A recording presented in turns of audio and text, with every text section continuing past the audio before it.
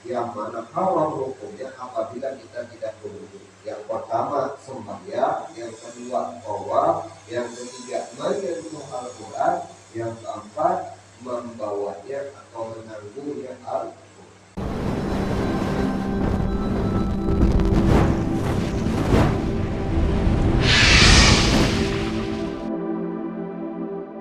Dua-duanya adalah batal. Kalau perempuan yang wudu maka batal juga wudu perempuannya. Ada laki-lakinya juga wudu batal juga laki-lakinya.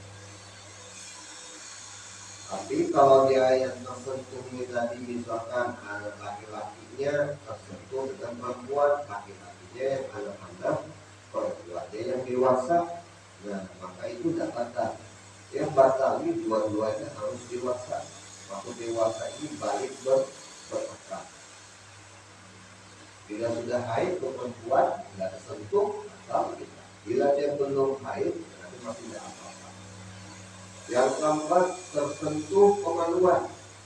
Mau kemaluan depan, mau kemaluan belakang, bila tersentuh, maka batal untuk orang.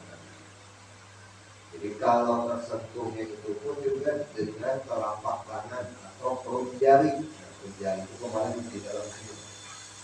Ya, tidak dia tersentuh kemaluan kita, batal. Ini kemaluan orang. Ya, itu batal. Jadi kalau misal kamu kita wudu kita ini sekali ya karena najis keinjak, apakah kotoran kita najiskah ya, atau kepegang najis, nah wudu itu tidak batal, tapi wajib kita membersihkan najis tadi. Nah, jangan dianggap tersentuh najis batal wudunya, tidak batal. Tidak tersentuh najis ya kan, tidak tersentuh perempuan tapi tersentuh aja ya kan, walaupun tidak keluar tadi tahinya, tidak keluar kita kentut, tapi kalau tak keluar tahinya nah itu udah heran batal juga. Nah jadi sangat jelaslah cuma 4 perkara ini ya yang dijaga kalau kita itu keadaan kita berwudu, kalau kita itu tidak mau batal. Lalu yang diharamkan atas orang yang tiada berwudu, ada beberapa perkara haram hukumnya apabila kita itu tidak berwudu. Artinya kita ini berhadas kecil. Ya, kemarin itu sudah dijelaskan keadaan kita ini ada 3. Terkadang kita ini suci dari apa? Dari hadas kecil dan hadas besar. Nah, kalau kita itu suci, maka sembahyang boleh, puasa sembahyang boleh, kemudian berpuasa boleh, karena keadaan kita suci. Lalu kalau misalkan orang ini tidak berwudu, berarti berhadas kecil. Ada yang diharamkan bagi orang yang berhadas kecil. Yang pertama yaitu 4 perkara adalah yang pertama dari orang yang berhadas kecil atau orang yang tidak berwudu, yaitu haram mengerjakan sembahyang. Jadi kalau kita tidak berwudu lalu masuk waktu sembahyang juga, maka sembahyangnya dari itu jadi haram. Kalau misalkan kita tidak ngerti wudunya, ya kan, tetap juga kita paksa sembahyang, haram juga wudunya. Nah, jadi bagaimana? Ya belajar kita bagaimana wudu yang sah, bagaimana menggunakan airnya yang sah. Jadi jangan dianggap enteng masalah berwudu, masalah air. Maka mengakibatkan sembahyang orang itu jadi haram statusnya kalau dia tadi itu tidak tahu. Tapi kalau dia tahu, dikerjakannya dengan sempurna, wudunya tadi betul, wudunya tadi, maka sembahyangnya lalulah dia jadi mendapat pahala. Yang kedua tawaf. Nah, tawaf ini ibadah yang dilakukan di Baitullah 7 kali mengelilingi Ka'bah. Itu namanya tawaf 7 kali mengelilingi. Orang yang sah tawafnya itu apabila dia itu sudah berwudu. Kalau dia tidak berwudu, maka tawafnya itu hukumnya haram. menjadi dosa. Yang ketiga, menyentuh Al-Quran. Menyentuh Al-Quran itu pun juga hukumnya haram bagi orang yang tidak berwudu. Ada pertanyaan, bagaimana Quran yang ada di dalam HP? Kami tidak wudu misalkan, atau nggak usah lah ini Simkudrol ini maulid bukan Quran, tapi di dalam ini ada juga Quran. Ini bagaimana hukumnya bagi orang yang menyentuh tidak berwudu. Nah, yang dimaksud menyentuh di sini ya Al-Qur'annya. Kalau di sini lebih banyak seisinya selain dari isi Al-Qur'an. Tapi kalau misalkan buku ini isinya semua Al-Qur'an, walaupun tidak sempurna Al-Qur'an tadi, menyentuhnya ini hukumnya. Kalau satu ini, satu bacaan isinya semua Al-Qur'an. Tapi kalau dia bercampur dengan selain Al-Qur'an, apabila banyak yang lebih banyak daripada isinya itu selain dari Al-Qur'an, ini Qur'annya sedikit, tapi di sini banyak doa-doa, puji-pujian, ya kan? Maka hukumnya yang tersentuh itu yang haram minzal. Ini kan Bismillah Al-Quran, ya kan? Bismillah Al-Quran. Ini astagfirullahaladzim, ini lain Quran. Nah, kalau ini berarti lebih banyak yang lain Qurannya daripada Qurannya. Nah, yang nggak boleh tersentuh Bismillah kalau kita tidak berwudu. Kalau ngomongnya begitu juga dengan HP. HP itu apabila kita pas membuka aplikasinya, ya kan? Membuka aplikasinya nih misalnya HP. Membuka aplikasi isinya semua Quran. Nah, kalau kita nggak udah boleh kita menyentuh tulisan Qurannya. Jadi apabila kita nggak membuka, andai kata nih kita nggak berwudu, boleh aja kita pegang HP tadi. Tapi kalau nggak wudu tadi, andai kata juga membuka Qurannya, pada saat membuka aplikasinya terus tulisannya banyak di HP tadi Al-Quran, nah ayat tulisannya itu yang haram itu. Kalau kita tidak berwudu, pahamlah. Jadi hati-hati dalam kondisi kita itu saat tidak berwudu untuk masalah Al-Quran. Tentunya kita harus tahu dulu mana Al-Quran, mana bukan Quran. Ini begitu tulisan Arab Quran aja semua dianggap salah. Nah, jadi kalau misalkan buku tadi itu isinya semuanya Quran, lebih banyak Qurannya dibandingkan terjemahannya misalkan, ya? Nah itu biar ininya kulitnya ini aja, sampulnya ini aja, nah kita menyentuhnya haram hukumnya.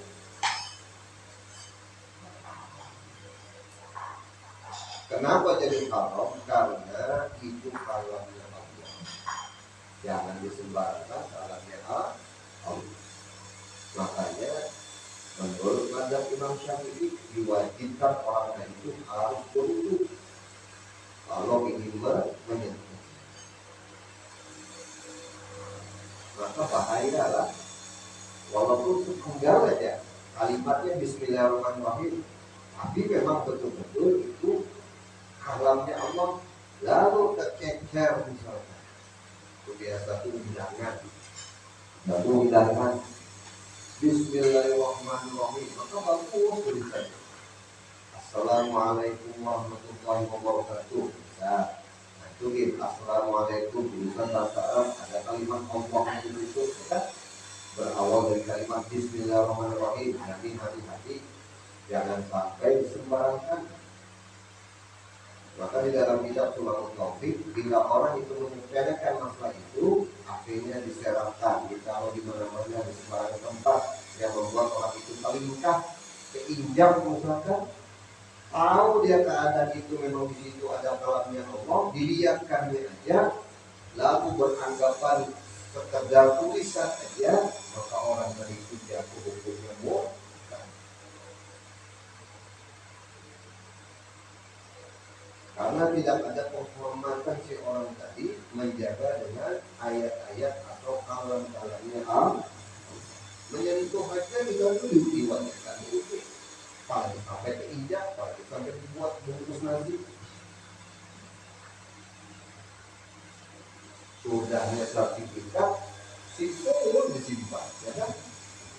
Begitu Quran sampai berdebu.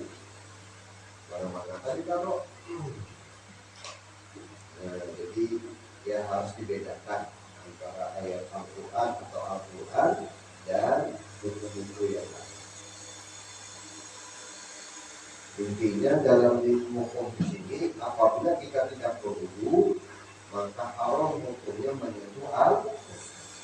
Yang keempat, menanggungnya itu ya membawanya. Membawa apa? Ya membawa Al-Quran. Wajib juga orang tadi itu berwudu. Kalau tidak berwudu haram hukum.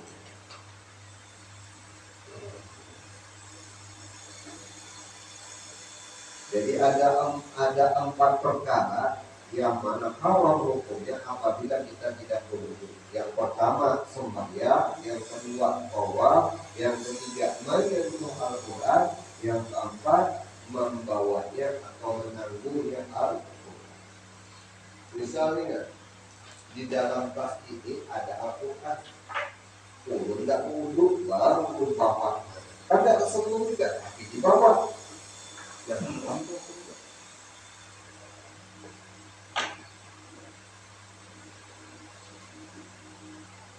Sama juga kita bacaan kita. Misalnya Yasin, kan Yasin itu Quran, bagian Quran. Jangan kalau di bawah lutut, bukan lutut, kalau di bawah lutut misalkan haram dua hukum. Bila mana kita remehkan, tulisan biasa aja nih, bisa nih. Begitu tanggapan kita terhadap buku Yasin tadi, hukumnya jatuh murtad. Jadi kalau keselamatan hati-hati, hendaknya menaruhnya, jangan kalau dipiring. Piring tuh wadah makan. Makanan, baginya kayak mau kamu bagi domino tuh kan.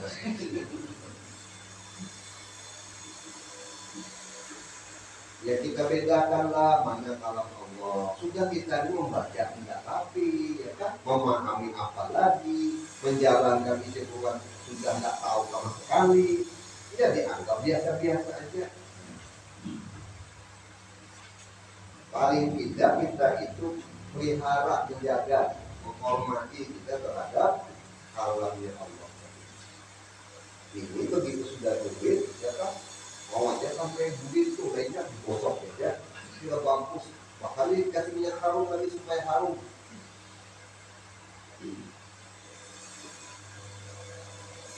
Nah, itu yang bahaya yang harus kita jaga ya, di rumah tangga kita. Makruh wudu beberapa perkara. Setengah daripadanya yaitu berlebih-lebihan mempergunakan air. Nah, hukumnya orang wudu airnya boros, itu hukumnya makruh. Makruh ini artinya dikerjakan tidak apa-apa, ditinggalkan dapat pahala, berarti makruh. Tapi orang-orang yang sering melakukan makruh ini dibenci Tuhan. Memang dia tidak jatuh dosa, cuma Tuhan tidak suka. Apa diantaranya makruh kita wudu? Berlebihan menggunakan air. Sampai-sampai kalau dia terlalu dilihatkannya berlebihan tadi bisa jadi hukumnya haram. Kenapa? Karena sampai mubazir. Mubazir itu seperti apa kategorinya? Wudu nih, ya kan? Basuh tangan, buka aja kan? Datang kawan bekesah ini buka aja masih depan. Nggak ditutupnya, bekesah lagi sama teman di samping. Maka yang dipakainya ini air masjid. Nah, itu haram tuh hukumnya. Bahkan dia wudhu berlebihan, tapi dipakainya aja itu makruh.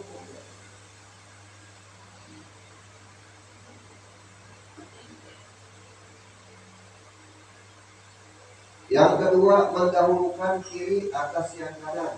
Nah itu juga hukumnya makruh. Kalau wudhu aja wudhunya cuma hukumnya makruh. Ya kan, orang biasa membasuhnya kanan dulu, baru kiri. Dia udah kiri dulu baru kanan. Yang ketiga, meninggalkan sunnah-sunnah wudhu. Nah, meninggalkan sunnah-sunnah wudhu ini juga hukumnya kecuali kita keluar airnya sedikit misalkan. Nah, kalau kita menyempurnakan sunnah-sunnah wudhu, ya kan? Jadi cukup sekali aja. Ya, sunnahnya itu kan 3 kali, ini sekali jadi basuhnya. Membasuh kalinya gitu. Tidak orang tadi itu karena airnya sedikit atau antrian panjang misalkan. Ini di situ antrian panjang, di situ juga dia mengerjakan yang sunnah-sunnahnya. Kesian orang.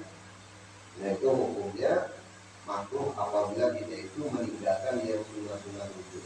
Kalau darurat tidak jadi masalah. Yang keempat, meminta tolong kepada orang lain dalam berwudu. Bisa aja nih kita wudu sendirian, ya minta tolong juga. Apa tadi minta tolong? Ambilkan gayung, timbul kan ya, aku mau wudu. Itu namanya minta tolong. Nggak bisa aja wudu sendirian. Orang yang membandingnya itu pun juga hukumnya makruh. Yang kelima, melebihi dari 3 kali membasuh atau menyapu. Nah, sunahnya itu kita membasuh itu 3 kali. Wajibnya kan sekali.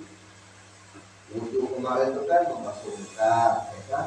Habis itu sekali pakai niat. Nah, yang kedua, ketiga itu tidak perlu lagi berniat. Cuma sudah 3 kali, punya 4 kali. Nah, itu makruhnya.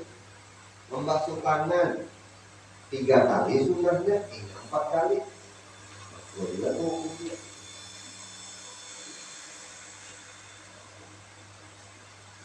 Ya kasihan orang yang was-was. Ya kan?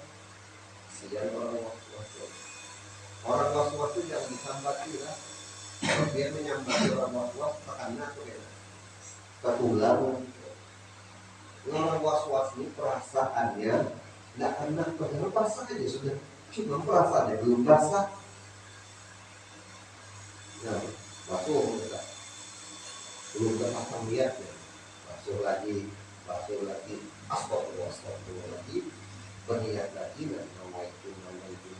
Nawaitu billahi ta'ala. Pas kurang yakin ya gue basuh lagi. Itu sampai 10 kali, sampai orang mau akhir loh selesai wudhunya. Kasihan orang ya. Orang yang was-was itu faktornya itu biasa tuh ada 3. Pertama, orang ingin belajar mengerjakan sesuatu itu gara-gara melihat orang. Pas yang dilihatnya dia orang was-was. Nah itu jadi itu langsung jangkit ya. Kita nggak tahu apa-apa lah, misalkan wudhu itu seperti apa. Terlihat ada orang yang wudhu tapi was-was. Lalu kita mau jadi was-was kita. Faktornya belajar gara-gara cuma melihat orang. Yang kedua, orang was-was tadi dia memang tidak serius belajar tentang yang namanya wudhu. Misal kalau di faktor wudhu dia itu karena kita belajar itu untuk membantah yang namanya perasaan. Kita dalam belajar ilmu agama ini sesuai dengan tuntunan ilmu, bukan tuntunan perasaan. Menurut ilmu begini, bila sudah kita kerjakan menurut ilmu, walaupun perasaan tadi belum, itu tidak sok. Artinya maksudnya tidak sok, jangan diikuti perasaan kita. Menurut ilmu, membasuh luka, merasakan luka, air itu sampai ke wajah kita, misalkan wudhu. Kita ini yakin memang sudah basah, tapi perasaan itu belum. Nah itu namanya tidak boleh kita mengikuti perasaan kita. Karena dalam kita belajar itu harus betul-betul kita lakukan itu sesuai dengan tuntunan ini. Faktor orang yang jadi was-was tadi karena memang dia tidak serius belajar. Kenapa jadi tidak terus belajar? Karena dia itu belajar dengan perasaannya.